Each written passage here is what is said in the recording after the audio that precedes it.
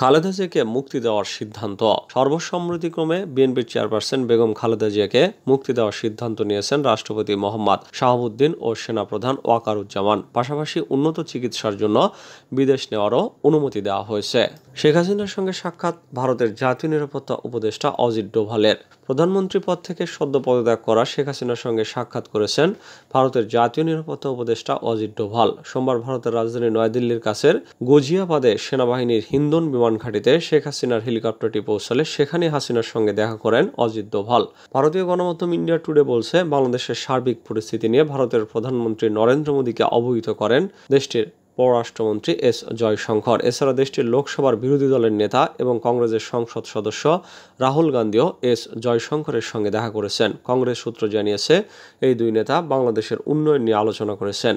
এদিকে বাংলাদেশে গণতন্ত্র রক্ষায় দ্রুত পদক্ষেপ নেওয়া প্রয়োজন বলে মনে করে যুক্তরাজ্য। দেশটির প্রধানমন্ত্রী কিয়ার স্টারমারের একজন মুখপাত্র এমন প্রতিক্রিয়া জানিয়েছেন। যুক্তরাজ্যের প্রধানমন্ত্রীর মুখপাত্র লন্ডনের সাংবাদিকদের বলেন, বিগত কয়েক সপ্তাহে আমরা বাংলাদেশে যে সহিংসতা দেখেছি তাতে প্রধানমন্ত্রী স্টারমার গভীরভাবে শোকাহত। আমি আশা করি বাংলাদেশের গণতন্ত্র সুরক্ষার জন্য এবং